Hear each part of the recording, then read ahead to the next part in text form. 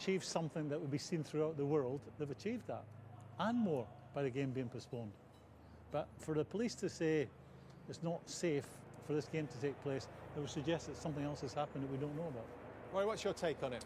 Well, first of all, I'm disappointed with the game's off. I think we all are, aren't we? Yeah, we all are, of course, because again, we're footballing people. But I think United fans have just had enough, and I think they're doing it because they love the club, and it's just not.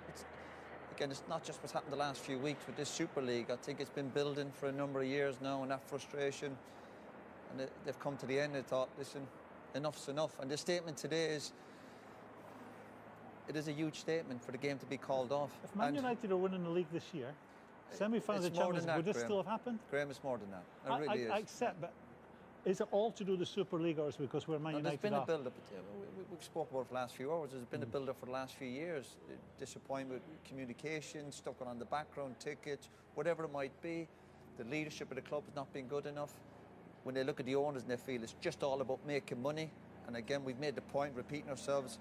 Football, there is a business side to it, but the United fans have looked at the Glazers now and have thought, enough's enough.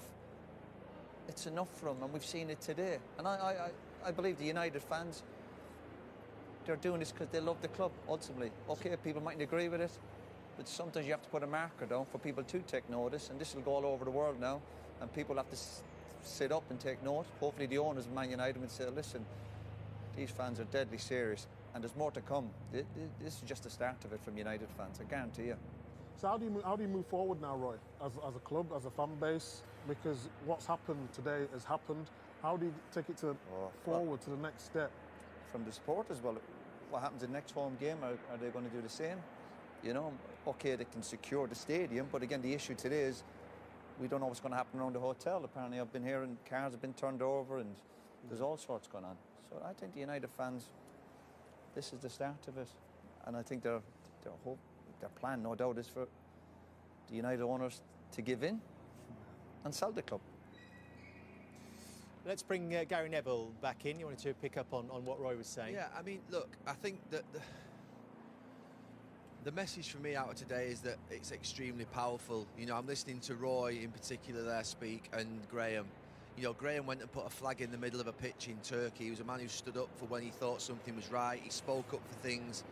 He's someone who had an incredible character and personality, and he would stand up for his teammates. I played with Roy for a lot of years, and at times he would go to war for his teammates, for his people, and they were the type of people who would lead in moments in a dressing room. And I think of what the fans have done today. They've basically stood up for what they think is right. That's what they've done.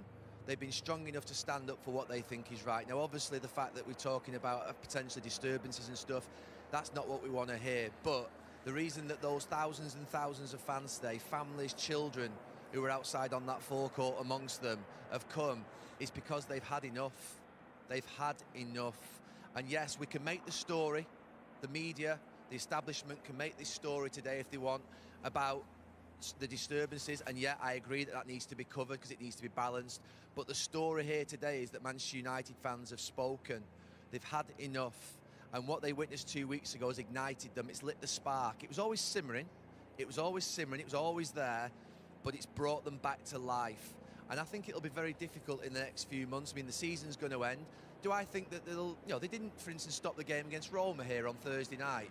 So do I expect that they'll stop the game again next time? No, I don't think they will. I think hopefully they'll move towards what will be a more measured. If you saw the fans' letter that was written to the executive and to the owners on Friday that was presented to them, it was very measured, it was very calm, and it was pointed in terms of what they wanted out of the owners. And I think ultimately now the ball is in the owners' court as to what they do next, and as to whether they're going to basically try and keep the club or whether they're going to basically say, no, it's now time for us to be able to depart and to try and sell the club.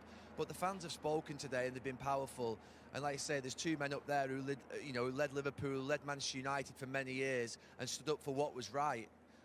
And basically that's what the fans have done here today. They've stood up for what's right, because 2 weeks ago, I must say it again, that was a shocker what they tried to do. They was a shocker. Gary, there's a statement from the Premier League which I need to bring everybody. Following the security breach at Old Trafford, the Manchester United-Liverpool game has been postponed, as we're well aware. This is a collective decision from the police, both clubs, the Premier League and local